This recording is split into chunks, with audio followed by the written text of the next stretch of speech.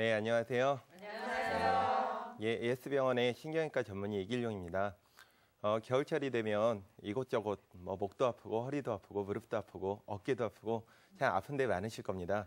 네, 오늘은 겨울철에 도대체 나는 왜 아프고 이러한 통증 겨울철에 또 어떻게 관리하면 되는지, 이 지긋지긋한 통증을 어떻게 이겨내야 되는지, 이런 부분들에 대해서 병원들을 돌아다녀도 그동안 명쾌하게 어떤 답변을 듣기가 참 어려웠을 거예요. 병원에 다녀도 내가 왜 아픈지, 나는 어떻게 관리해야 되는지 참 어려웠던 이런 통증들에 대해서 어떻게 해결해야 되는지, 척추관절 통증 명쾌하게 해결하기, 그 첫 번째로 삶이 즐거워지는 겨울철 척추관리에 대해서 알아보도록 하겠습니다.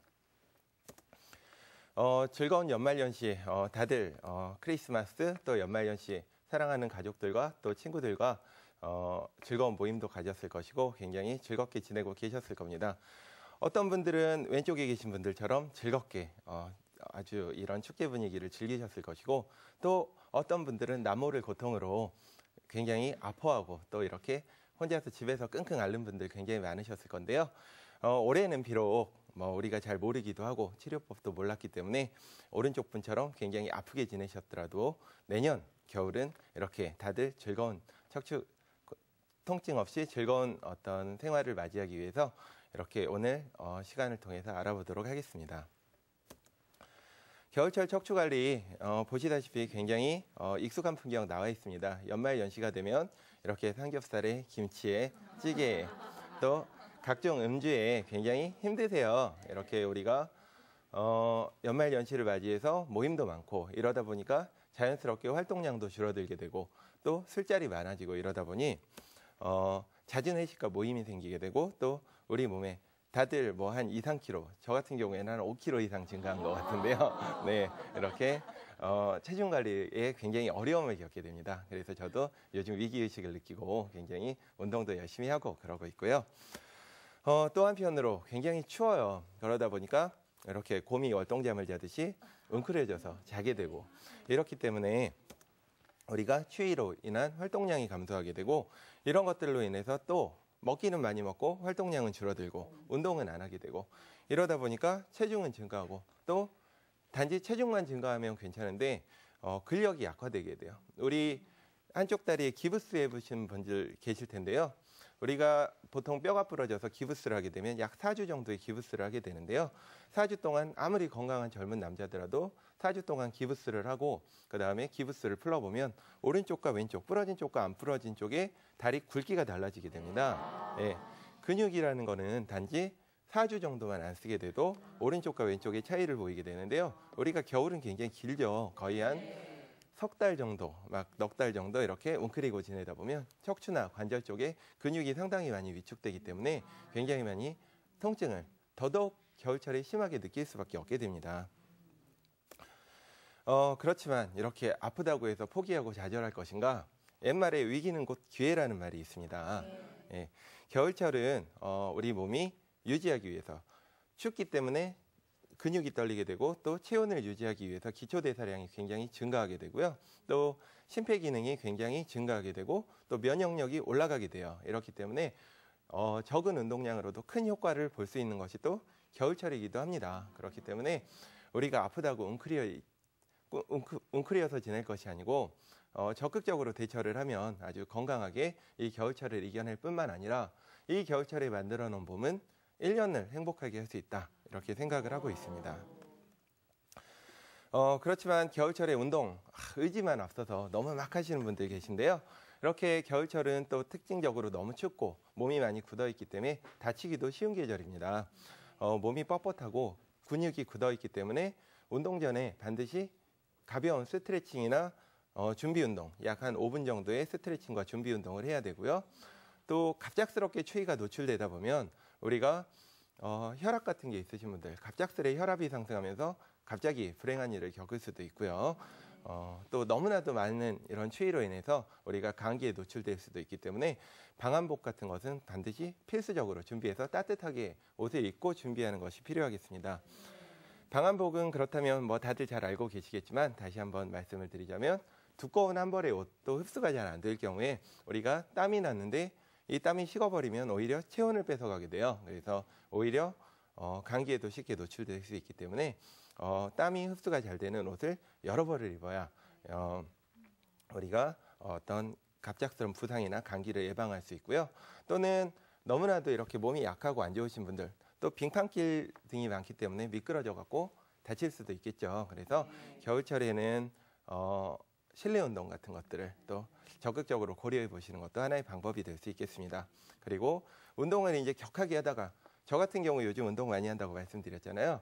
운동을 할 때 어느 정도를 하냐면 막 이렇게 정말 숨도 못 쉴 정도로 합니다. 그런데 뭐 이런 정도까지는 아니더라도 우리가 갑작스럽게 운동을 멈추게 되면 혈류가 근육에 멈춰 있다가 심장으로 돌아가지를 못하게 됩니다. 그렇기 때문에 5분 동안 이렇게 정리운동 가볍게 목도 이렇게 돌려주시고 손도 풀어주시고 하시면서 정리운동을 통해서 근육 내에 남아있는 혈류들을 자연스럽게 심장으로 유도하는 것들이 어떤 우리 몸의 근육통이나 메스꺼움 등을 예방하는 데 상당히 도움을 줄 수 있겠습니다. 보시면은 프로야구 선수들 동계훈련하고 있습니다. 이렇게 작년에는 별 볼 일 없었던 선수가 갑자기 동계훈련을 잘하고 나서 너무나도 시즌 중에 스포트라이트를 받는 경우들 많이 보실 텐데요. 아래쪽 우리 군인들 보면 굉장히 건강해 보이지 않습니까? 이렇게 동계훈련을 열심히 하게 되면 굉장히 1년을 즐겁게 보낼 수 있다, 이렇게 말씀드릴 수 있겠고요. 그래서 이제 이런 겨울철, 뭐 꼭 겨울철뿐만 아니라 우리 통증은 1년 내내 지속되는 경우가 많지만, 이런 어떤 특히 이제 우리가 겨울철을 맞이해서 아픈 분들 많으실 것이고, 이러한 지긋지긋하고 정말 낫지 않고 어떻게 해야 될지도 모르는 이런 통증들, 도대체 어떻게 사냥을 해야 되는지 우리가 이 사냥법들에 대해서 알아보도록 하겠습니다.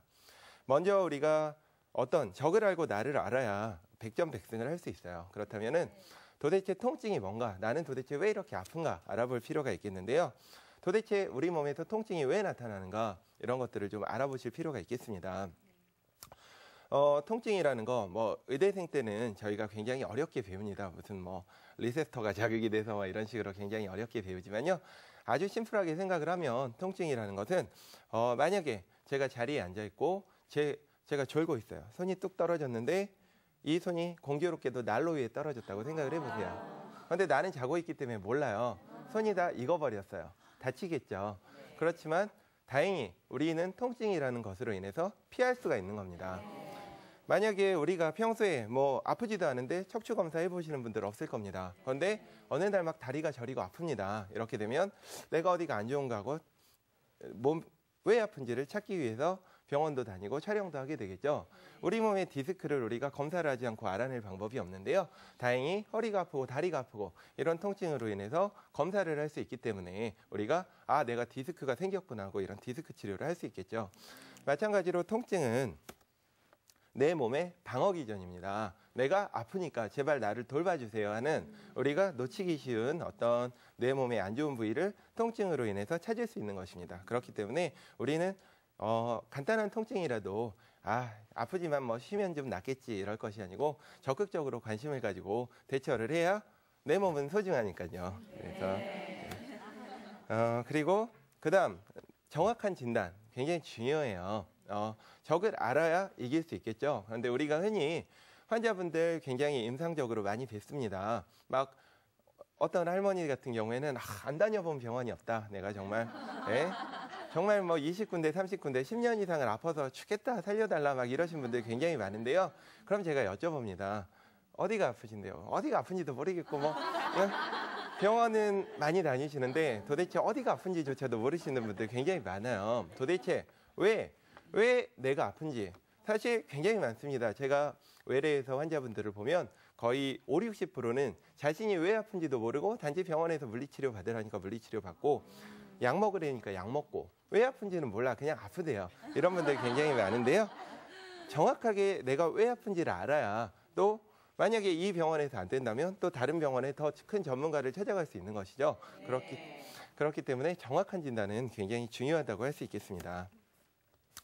이제 제가 많이 나중에 계속 언급을 해드리겠지만요. 굉장히 많이 접하게 되는 어떤 3가지 이제 사례들이 있어요. 허리가 아프면 환자분들이 턱 앉습니다. 어디가 아프세요? 나 디스크예요.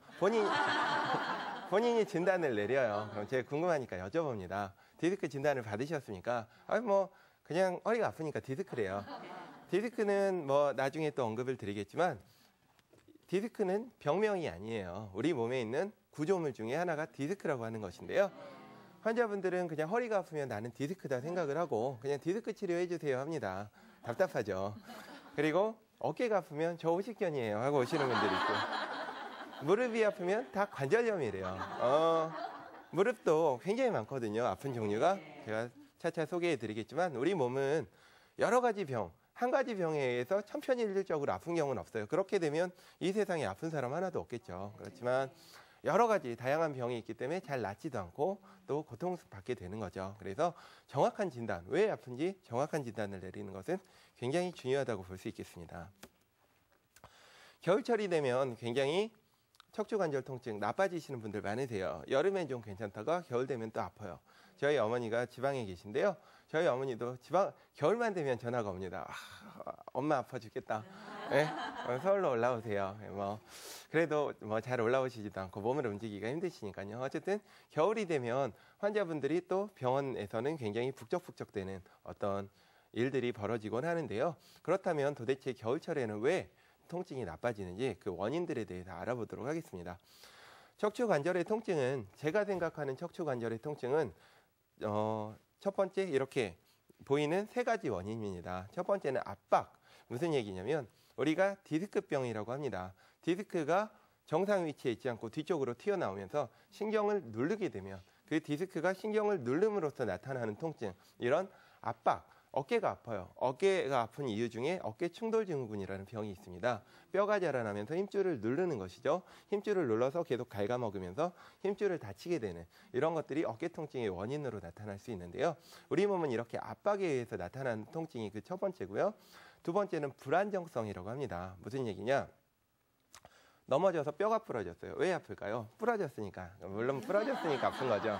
그런데 부러지면 왜 아플까 생각을 해보면 뼈가 덜렁거리기 때문에 아픈 것이에요. 그래서 척추 같은 경우에도 척추 분리증이라고 해서 뼈가 덜렁거리는 병들이 있는데요. 이렇게 뼈가 덜렁거리게 되면 불안정해지고 또 부러지게 되면 불안정.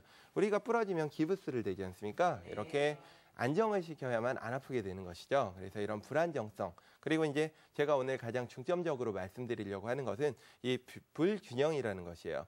세상의 모든 것은 균형을 이루어야 정상적으로 아름답게 살아갈 수가 있습니다. 제가 이렇게 어깨에 관절, 알통, 요즘 운동에서 알통 좀 나와 있습니다. 이렇게 제가 이따 강좌 끝나고 벗어드리겠습니다. 이렇게 우리가 굴곡을 했을 때 굴곡을 하는 기능을 가진 근육을 굴곡근이라고 합니다. 알통. 우리가 이렇게 폈을 때 근육을 신전근이라고 합니다. 펴는 근육이죠. 우리 이 팔꿈치 관절은 굴곡근과 신전근이 서로 조화를 이룰 때 기능을 잘 할 수 있는데요.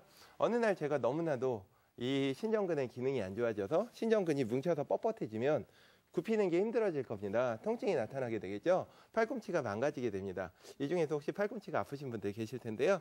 이렇게 팔꿈치가 아프게 되면 시간이 지나면 이것들이 관절염으로 진행하는 경향을 가지게 돼요. 그래서 우리가 관절염이다. 그럼 관절염 자체에 관심을 가질 게 아니라 내 몸에 어딘가에서 또 균형이 깨진 곳은 없는지 이런 것들을 찾는 것은 굉장히 중요하다고 볼 수 있겠습니다.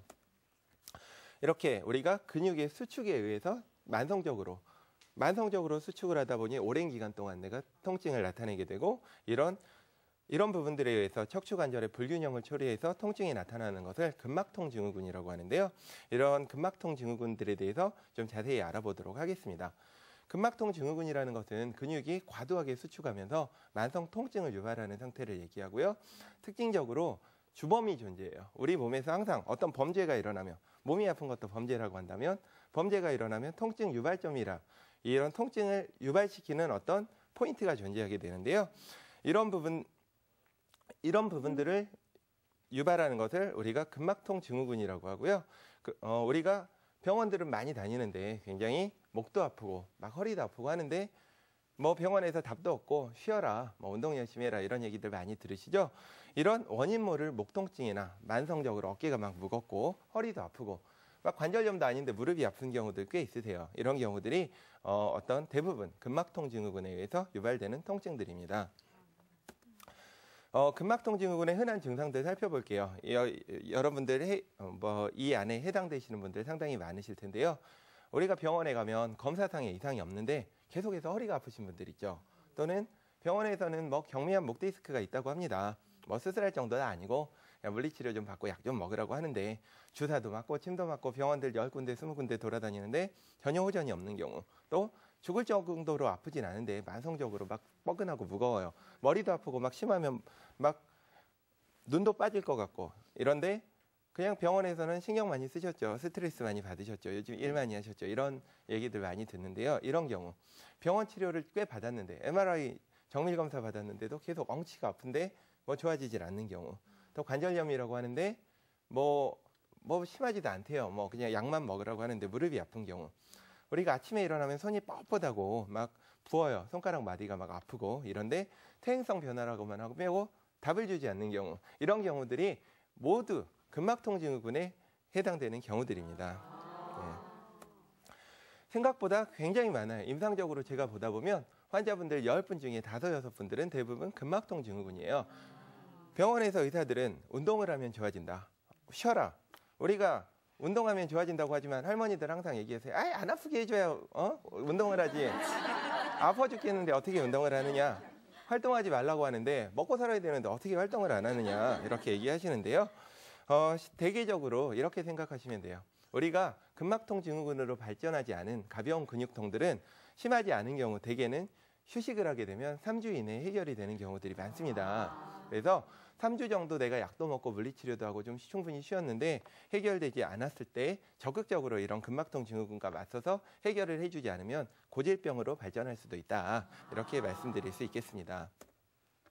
근막통증후군, 우리가 흔히 아는 아주 최고의 치료법이죠. 약물치료, 물리치료, 어느 병원에서나 쉽게 받을 수 있고 또 많은 우리 환자분들을 고통에서 해결해주는 방법인데요.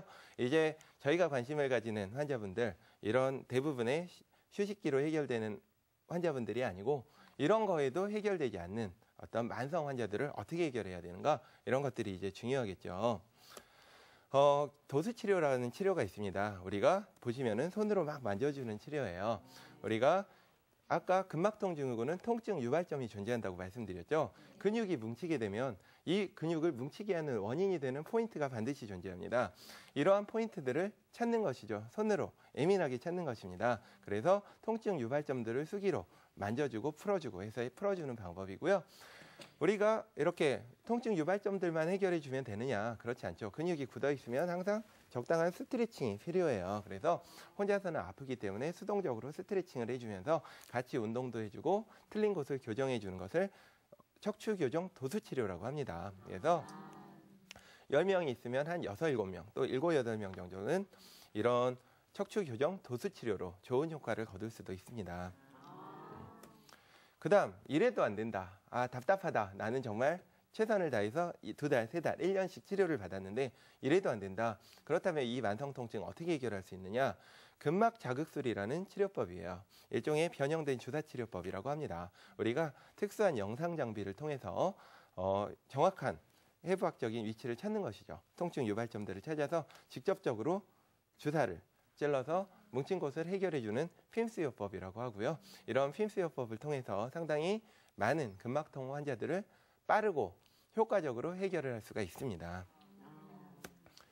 그래도 안 되면 세상에 우리가 이런 것들로 다 해결이 된다면 이 세상에 아픈 사람 하나도 없겠죠. 그래도 안 된다면 도대체 나는 어떻게 해야 되느냐. 우리가 군대를 예를 든다면요. 병사들이 군기가 빠졌을 때 병사 하나하나 너 잘해야 돼. 보초 잘 써야 돼. 군기 잡아야 돼. 타이르다가 그래도 안 되면 제일 좋은 방법이 있죠. 장교, 사령관을 찾아가서 뭐라고 하는 거죠. 마찬가지로 우리 모든 근육들은 신경과 연관되어 있는 경우들이 굉장히 많고요. 우리가 MRI나 이런 정밀검사상 큰 이상이 없더라도 신경에 문제가 생기면서 근막통증후군으로 왔을 경우는 굉장히 많습니다. 해당되는 근육, 즉 최고 우두머리를 찾아서 지배신경근을 찾아서 신경을 치료해버리는 거죠. 그럼 그 신경에 포함된 근육들은 모두가 쫙 풀리면서 자연스러운 통증 이완 효과들을 거두게 되는데요. 이러한 요법 중에 좀 더 기본적인 주사요법에서 좀 더 진보된 요법을 신경근 박리술이라는 PEN 요법을 시행하는 경우들도 있습니다.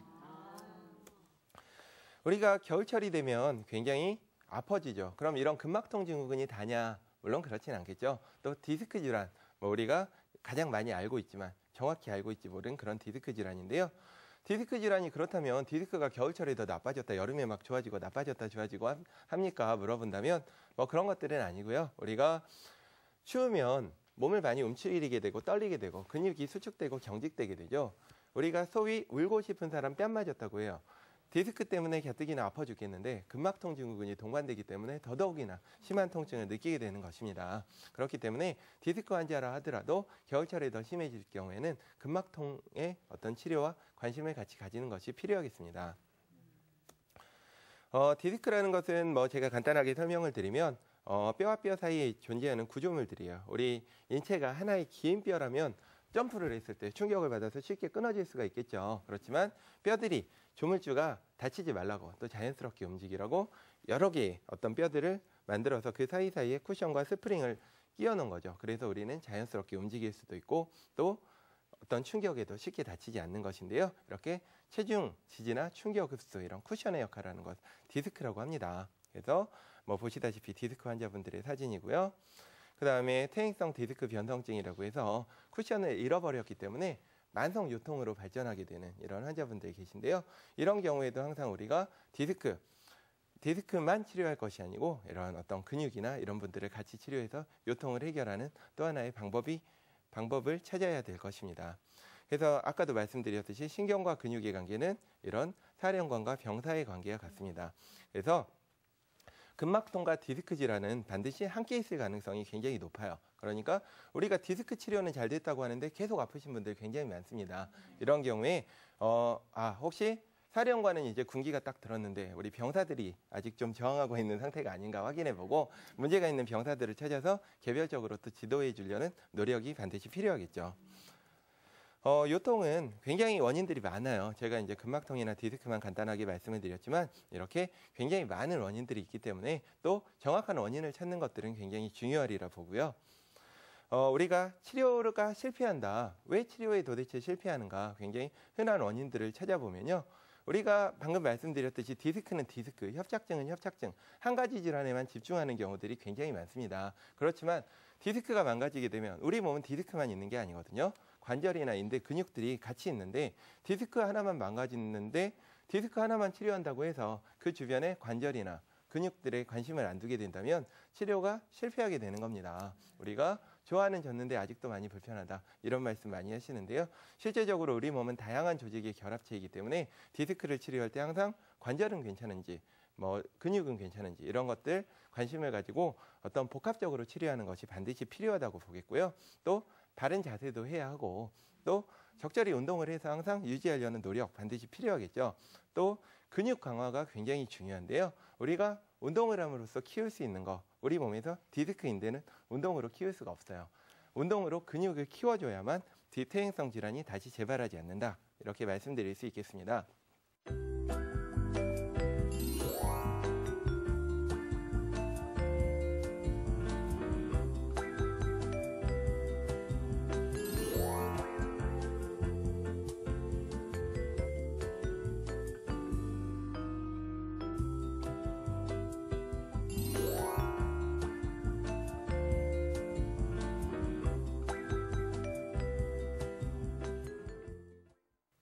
마지막으로 제가 정리를 드리면서 한 가지를 딱 당부드리고 싶은데요.